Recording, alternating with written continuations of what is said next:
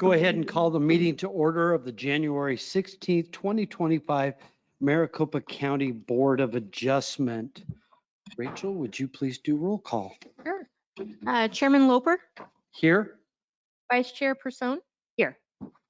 Member Cardin, Here. Member Clapp, Here. and Member Ward. Here. Chairman, we have a quorum. Fantastic. We'll move on to the election of officers. Is there anyone who would like to make a nomination for chair or vice chair? Member Ward. Thank you, Chairman. I would like to nominate you to Chairman Loper to continue in your role as chairman. We have a nomination. Is there a second? Second. Are there any alternative nominations? Second. This is an election. It wouldn't be an election without some controversy. Don't see it. So we have a nomination and a second. Rachel, would you please do roll call? Member Cardin, Yes. Member Clapp, Yes. Member Ward, Yes. Vice Chair Person, Yes.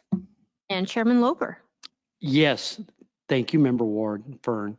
And I better not see anything on social media about this. Next, we'll open up for nominations for vice chair. Member Ward. Thank you. I think most of us have had a turn at vice chair, and with that in mind, I would like to nominate Member Clapp to be the vice chair for this term. All right, we have a nomination for Member Clapp. Is there another nomination? I would second that. We have a second. I was just going to ask Chairman Loper if Member Person had any desire, but I think I've got my answer. I'm happy to stay and I'm happy to let someone else have a chance. So whatever you guys would like. Before I continue with the nominations, Member Clapp, any comments either way? So you want a nomination speech? Is that the idea here? Well, I'm just, I was with Member Cardin was going to nominate Member Person, but I definitely don't want to create any kind of controversy. Well, Sounds I like, certainly don't want to create controversy either, but since she seconded this, I guess she's okay with it. But I do appreciate the work that Member Person has done, and certainly don't want to undermine any desire she might have to be vice chair, but if she does not want it, I'll be happy to take it. do you want to do it for another year or? I'm happy to stay on for another year. It's totally whatever you guys would like. So So we're all being too nice about this, right? Unlike some elections. Member Cardin. Chairman Loper, I hearing Member Person, and I think, and even with Member Clapp, I'll go ahead and nominate Member Person, and recognizing that I think ultimately everyone will have an opportunity, but to continue what we've experienced this past year, and then I guess we look at changes in the next year. Thank you. So we have a nomination for Member Person. Do we have a second? Second. We have a second for Member Person. Oh, this will be fun. Would it be improper to withdraw my nomination? I don't believe so. Withdraw my second. That kind of gets rid of it in that regard. So let's just withdraw any, I'm sorry, I didn't second that. I'm sorry. I'm wrong about that. I didn't second. No, you seconded Member Person's. That's right. And I also think everybody has done a wonderful job. I was looking to give a new opportunity. It sounds like people are happy with what we have, and I appreciate your thought, and I'm more than happy to not be in this race and let Member Person be the person we vote on, please. Oh, sounds like a train's coming. So we no longer have a nomination for Member Clapp. We have a nomination for Member Person. Rachel? Member Cardin, Yes. Member Clapp, Yes. Member Ward, yes. Vice Chair Person, yes, am I supposed to vote for myself? Chairman Loper, Yes. And the only other thing is I've been on this board for 12 years. I've been chair for the last 6, 7, 8 years pre-pandemic. And I enjoy it. And I especially enjoy the pay. But I am a believer that you can be in something for too long. So perhaps next year we shuffle this up. You know, I've been on other boards and commissions where it kind of cycles through. So the vice chair becomes the next chair, and then there's somebody else becomes the vice chair, and so on. And that may be something we'd want to consider adapting. You know, there's new board members at the Board of Supervisors level, and I understand they're making some changes at other boards and commissions. So there may be some boards and changes at our commission. Just remember, if I disappear, it was not because I jumped off a cliff. All right, with that said, I'll go on to make the announcements. Number one, this meeting has been noticed in accordance with the open meeting laws of ARS 38-431. B, agendas are available within 24 hours of each meeting in the Maricopa County Planning and Development Office, and are also available on the Planning and Development website 1 week prior to the hearing at www.maricopa.gov/planning. With respect to the hearing process, cases will be considered in the order they appear on the agenda unless otherwise agreed to by the board. Being that there's 2 items, I think we'll keep the agenda as presented. For each case, the applicant will be given a set amount of time to present their testimony. Any witness wishing to give testimony on a particular case shall notify the board of such interest. This shall be done by filling out a speaker's card for in-person attendance or registering a desire to comment as noted on the published agenda. Also, at the appropriate time for each case, the chair will ask those attending in person and online who wish to speak to a case to raise their hand by clicking on that icon on the webinar screen. Staff will provide the chair with the names of persons who have registered and noted a desire to comment, and those registered participants who have raised their hand. The chair will call on each named participant one at a time. Such testimony shall be limited to a maximum of 3 minutes. However, the actual amount of time allowed for testimony shall be at the discretion of the board chair. The chair will conduct the hybrid in-person and virtual public hearing according to the bylaws and according to the rules established by the chairman regarding public comment. Votes will be done by roll call vote only, and the chair will verbally identify the specific members responsible for all motions and seconds. One thing I failed to just call out or pay attention to. Rachel, do you have a speaker request card? A blank one? Are they on the? They're on the podium. If you wish to speak and you're here in person, there's a speaker request card up on that podium. Please complete it prior to your case and then ask for one of the staff persons to give that to them. Thank you. All right, we'll move on to the approval of the minutes for November 14th and December 12th, both of 2024. Are there any comments or revisions or changes? Seeing none, those are considered approved. We'll move on to the next on the agenda is the withdrawal of BA 240024. Darren, anything to add on that? No, Mr. Chair, no action necessary since it's been withdrawn.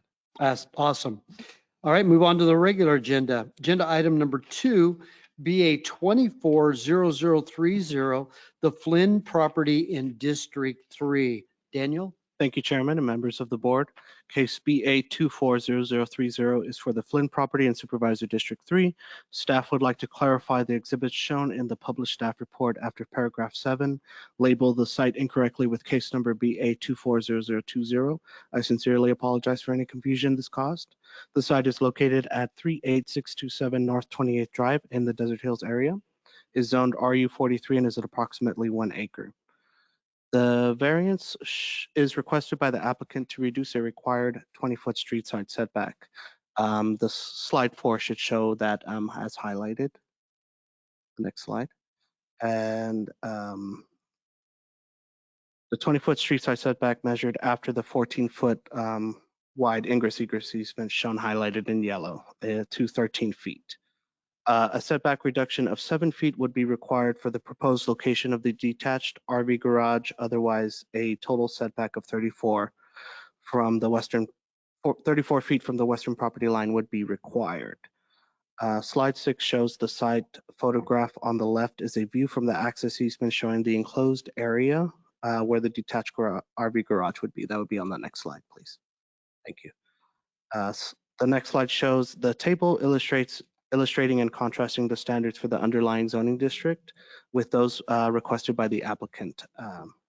After reviewing the submission, there is no peculiar condition has since been identified by the applicant. The site is relatively flat and void of any unusual physical conditions that would prevent a reasonable development of the parcel. In fact, the property is already developed with a single-family residence flanked by a 2-car garage and an attached RV garage. If the board finds that the applicant has satisfied the statutory test and has stated in its findings on the record, the granting of this variance would memorialize the following. Variance approval establishes a street side west yard setback of 13 feet measured from the ingress-egress easement, or 27 feet measured from the western property line for APN 203380007C. At this time, I'll be happy to answer any questions. Thank you, Daniel. Great overview. Is there any questions of staff at this time? I do have one, just to confirm what I thought you said and I read. It is a detached structure and it exists today. It does not exist today. Oh, It's so those are proposed. all renderings of what it Correct. would look like. Yes, sir. All right, fantastic. Thank you very much. Go ahead, open the public hearing. Is the applicant or the representative here in attendance and wish to speak? If you could come up to the podium, provide your name for the record. And did you fill out a speaker request card? I did not. I spoke to this lady earlier. She said you have all my information. Awesome. All right, she's giving me the thumbs up, so that's all good. Okay. Go ahead, your name, and then go ahead with your presentation. My name's Jared Morris. I'm with the Saddle Mountain Homes. That's the owner is right here also, Tom Flynn, and this is my father, the owner of Saddle Mountain Homes. Yeah, a couple slideshows we put up for you guys right here. This is an elevation of what the garage is going to look like. It's going to match the house exactly, sand stucco finish, very Santa Fe style, very boxy. So it's going to match what is already there. A couple different views. So this is the backyard where it's going to sit, basically where the trailer is, but 13 feet off that wall. And then this is a view from the street side. So if you go to the next slide, it's actually a little better picture. It shows where the neighbor's property is actually at. If you look to that would be the southeast, you do have a view of the mountain there. We actually oriented the garage and moved it forward a little bit and made it a little bit smaller from the original design, so it does not interfere with his view at all. And then this is the only other neighbor that would be affected. He's actually up quite a bit of a incline going up the hill. So he actually looks over the existing RV garage that's attached to the home. So his view would not be affected. And then this is a rendering of the plans, just showing that because that existing garage on the house does have a pull through and there was a driveway when the home was purchased, we can't move the garage over or it would render that one unusable. Oh, okay. And then also Tom Flynn, the owner, does have a very good relationship with all the neighbors. He did go over all these items with them beforehand. Does have signed letters from the neighbors saying that they are okay with this. And that's the reason none of them are down here today. And that's it. All right, thank you very much. Are there any questions by any of the board members of the applicant? All right, thank you. Thank you. Hang tight, we may have other questions for you. This is a public hearing. Do we have any speaker request cards? Anybody in the audience who wishes to speak on this matter? Nadia or David, anyone online? No? All right, I'll go ahead and close the public hearing and turn it back over to the board for discussion and or motion. This is in District 3. Member Person. Thank you for your presentation. I do think these easement situations create a peculiar condition. So I'm inclined to make a motion that we approve case BA 240030, subject to the language outlined in the staff report. Inclined, or is that an actual motion? I'm making a motion. All right. Yeah. Do we have a second? Second for Member Cardin. We have a motion for approval by Vice Chair Person and a second by Member Cardin. Rachel, please. Member Cardin, Yes. Member Clapp, Yes. Member Ward, Yes. Vice Chair Person, Yes. Chairman Loper. Yes. Chairman, we have a motion for approval by a vote of 5-0. Thank you very much. Congratulations. Move on to the next item on the agenda, item number 3, BA 240034, the Petrovsky, I knew I was going to butcher that, Petrovsky property in District 3. That is correct. Martin, go That is ahead. correct, Chairman Loper. All right, good morning, members of the board. This is case BA 240034, the Petrovsky residence. Next slide, please. The applicant proposes to build a new residence on this lot that is classified as hillside. The plan is to place the new home in a part of the lot with the lowest slopes to create the least amount of hillside disturbance on this lot. Next slide, please. The most optimal location on this lot is to place the home 50 feet away from the parcel's access easement inside the required front yard. The request is to reduce this required front yard from the 60 feet, since we're in the rural 190 zoning district, to 50 feet from the access easement that parallels the lot's 118-foot long north property line for a site in the rural 190 zoning district. Additionally, the most optimal location to place the lot's private well and underground water storage tank is inside the 30-foot wide interior side yard that travels along the west property line. According to the applicant, this is the best location for the well because it is easiest for the drilling truck to access and is in a place on the lot that can accommodate the required 100-foot well setback from their future home. Next slide, please. This hillside disturbance outside the lot's building envelope will require an additional request to allow 1,438 square feet of hillside disturbance. Once the well, water line, and tank will be constructed, which are all underground, the area will be brought back to its natural state. Next slide, next 2 slides, please. The proposal is to place the new home in the southwest portion of the lot with the least steep slope and closer to the access easement is the most optimal development location on this site and will result in the least amount of hillside disturbance.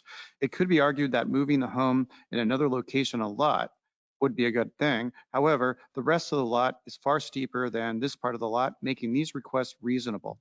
It could also be argued at moving the well site to another part of the lot, but another lot could happen, but the location of the well was determined by the well company as the best location to maintain that required 100-foot well setback from the future home and the best to access for the drills truck. Last slide, please. If the board finds the applicant has satisfied the satisfactory test and has stated its findings on the record, the grant of this variance will memorialize the following.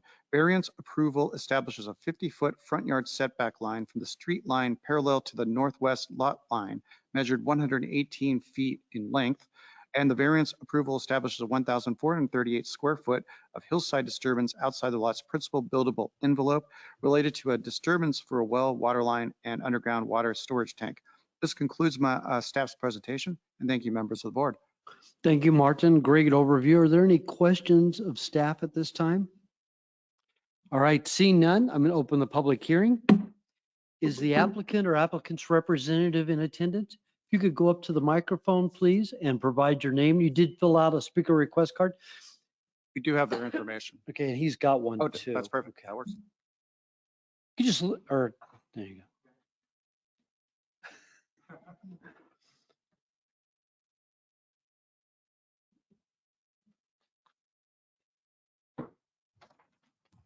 Good morning. My name is Matt DeRosa. I'm with a company called Minimal Living Concepts, and Ann Petrovsky over here is the owner of the property and our client. I think Martin did a great job explaining the difficulties of the site.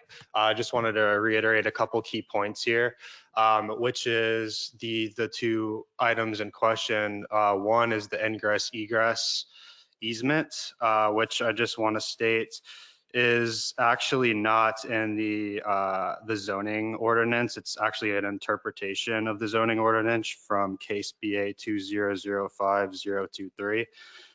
So just wanted to bring that up as one key point, that it's not explicitly stated in the ordinance currently. And then as far as the well goes, we essentially with this project are trying to disturb as little of the hillside native land as possible. And with that being said, the location of the well is close to the existing Cottonwood Canyon Road, which allows the well subcontractor access to the current proposed location. And if we were to move that well inbound to the east any farther, it would likely require us to disturb more of the native land out there to create some sort of temporary road access to get his well into a different location. And that is the primary reason for the well being proposed where it is. Other than that, I think Martin did a great job recapping everything. So that's all that I have to say.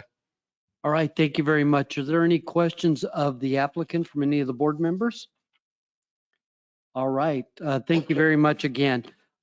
This is a public hearing. I don't have any other speaker request cards. Is there anyone in the audience who wishes to speak on this item? Seeing none, do we have anyone online? Nadia, David? Nope. Nobody online. I'll go ahead and close the public hearing. Turn it over to the board for discussion and or a motion. This case is also in District Number 3. I move that we approve case BA 240034, subject to the language outlined in the staff report. We have a motion for approval by Vice Chair Person. Is there a second? Second. We have a second from Member Clapp. Rachel? Member Cardin, Yes. Member Clapp, Yes.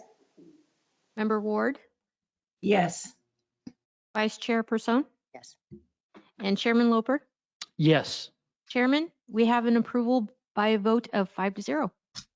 Good luck with your projects. Beautiful property, and I agree. You're doing great, preserving as much as you can. And are there any comments or messages from staff? All right, then I'll go ahead and adjourn. Have a great rest of the month, everyone. And is our next meeting after Valentine's Day and inauguration and President's Day and all that stuff? Okay.